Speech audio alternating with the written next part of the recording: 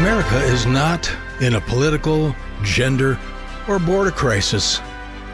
It's in a godless crisis, a consequence crisis. If you want to change America, start by changing your life. If you call this your country and you're brokenhearted because you love it, learn to love God and live in His presence as your greatest treasure. Thanks for joining us on Life Journeys, a podcast about thriving through the worst pain that life brings.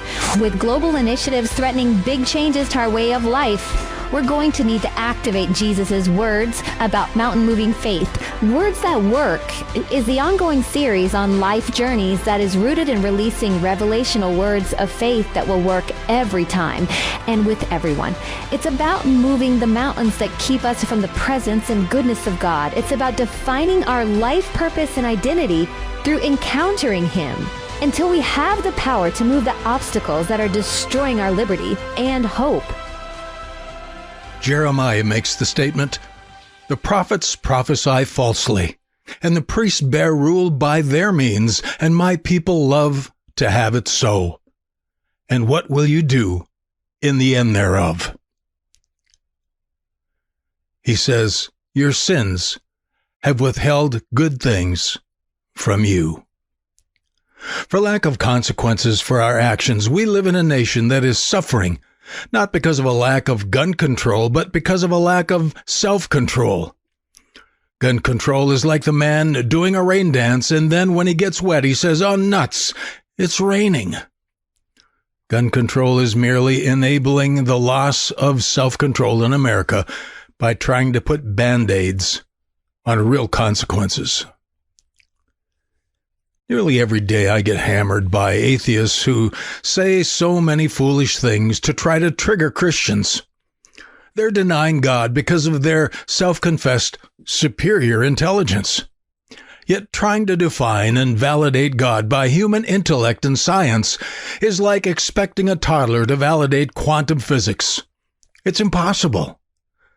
Most listeners today as adults still couldn't define quantum physics, let alone explain the God who created all things by His Word. But it's not only the atheist. It's also God's people, whom the prophets were speaking to, who often distance themselves from the consequences of living for this world. As a nation, we're quickly coming upon the consequences of our neglect. When we see what's happening in most nominal Christian churches in America today, let alone in politics and education, we are a people about to be brought to our knees.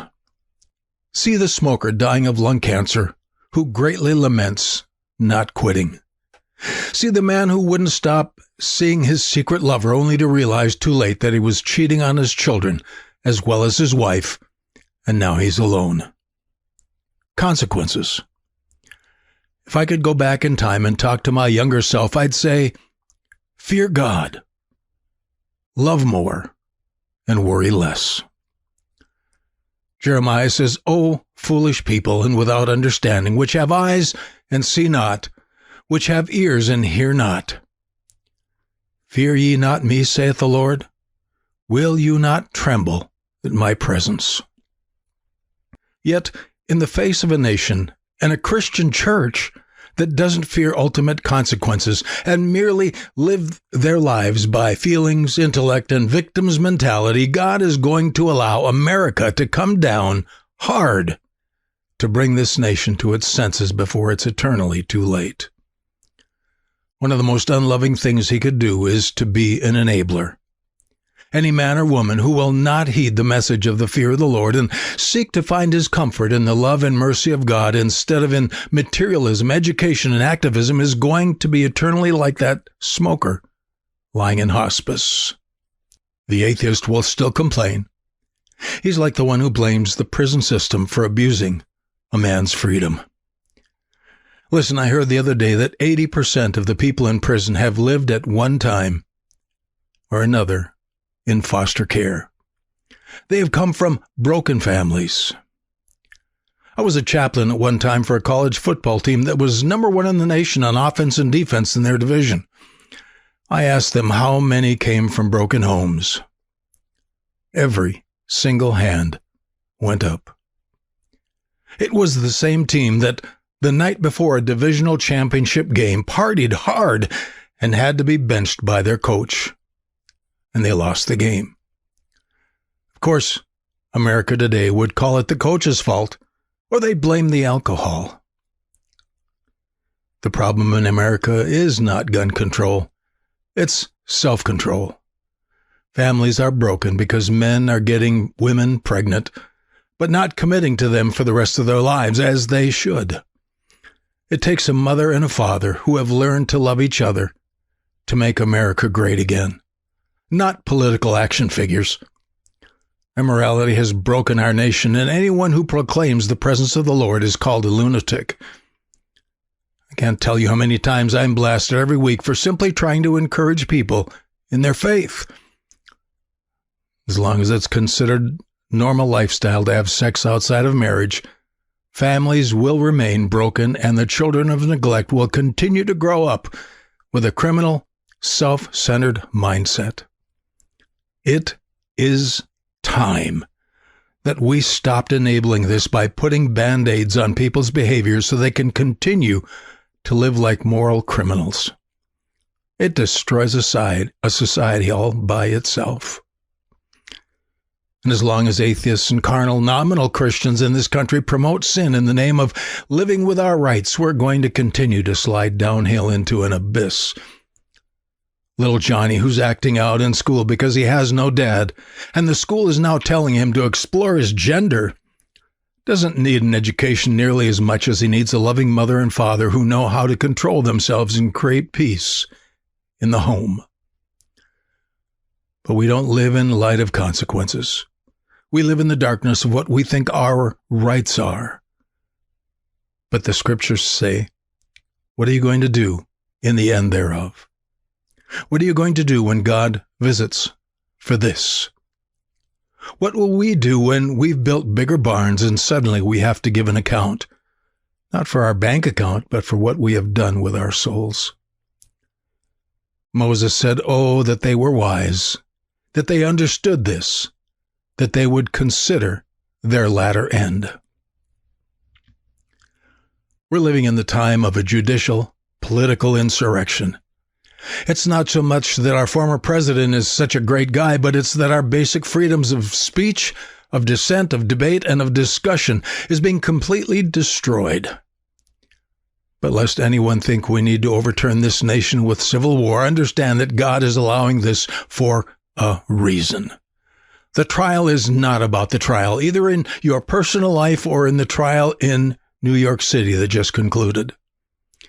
We don't need a political reformation until we first get a moral transformation, until God gets put back in our own living rooms first.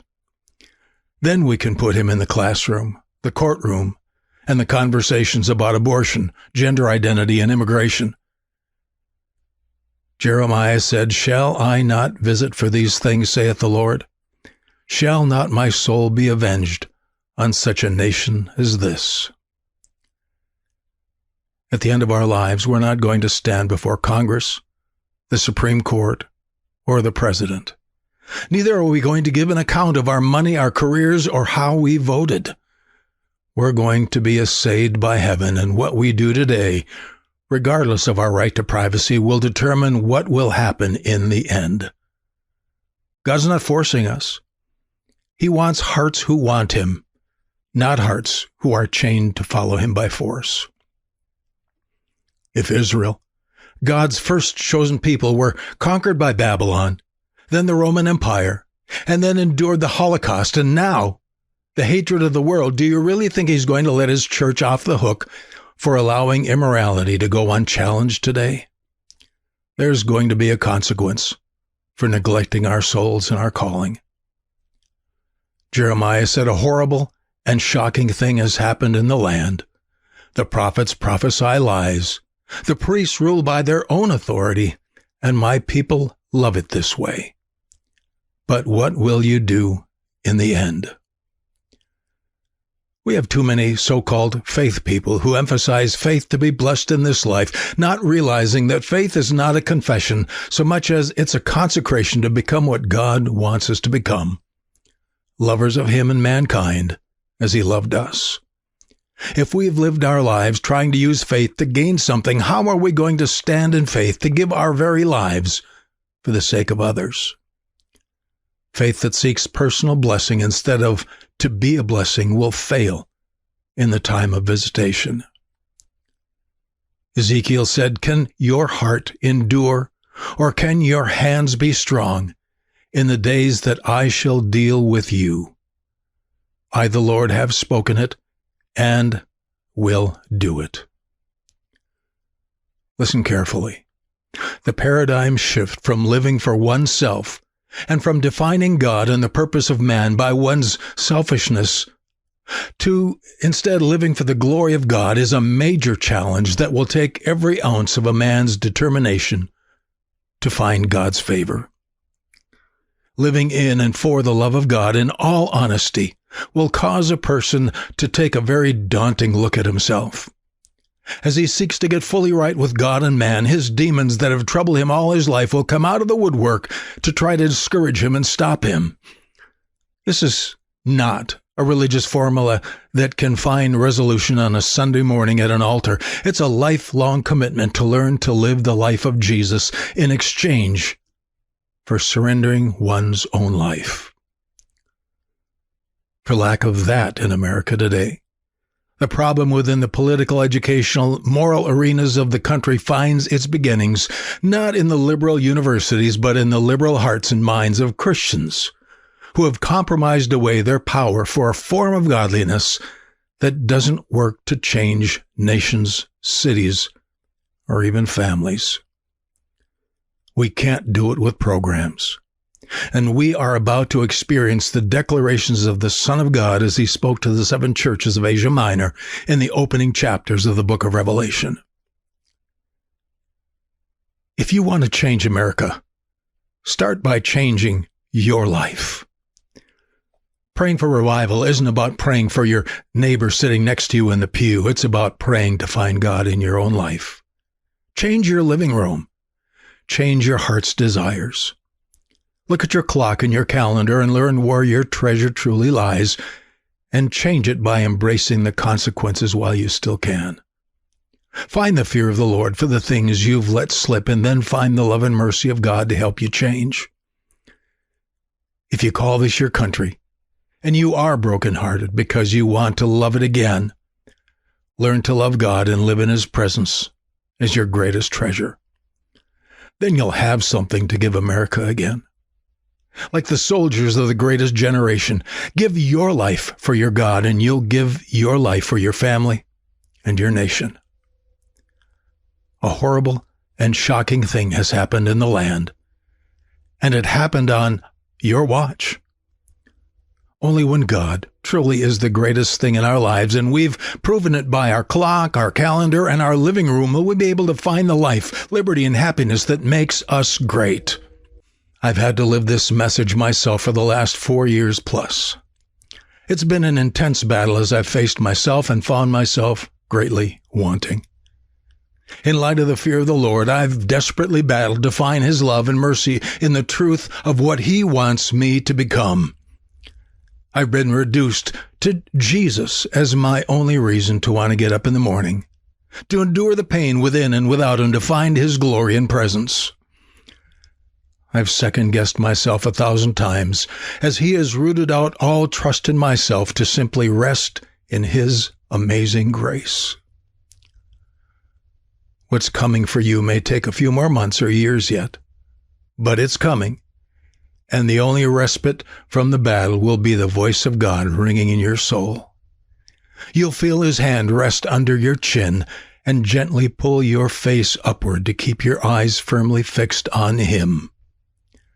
More than the roaring of this world. It's time to get ready, saints, to wake up to the Lord and to find our true treasure again. When you truly get close to the Lord, the only way you can sustain your peace in front of or conscious of Him, such a great God, is to live close to His grace and His mercy. You can unlock the presence of God in your life. There are revelation principles that remove the mountains, keeping us from joy, hope, peace, and purpose when our world gets turned upside down. Look for these words that work with Pastor Hardika as he shares what has helped him when life got hard. And don't forget to check out his book, The Fortress and the Firebrand, available on Amazon and Barnes & Noble. Thanks for listening to Life Journeys. Find new episodes every Wednesday and Saturday. And if you're new to this series, it begins with the September 16th episode. America is not in a political, gender, or border crisis. It's in a godless crisis, a consequence crisis. If you want to change America, start by changing your life. If you call this your country and you're broken-hearted because you love it, learn to love God and live in His presence as your greatest treasure.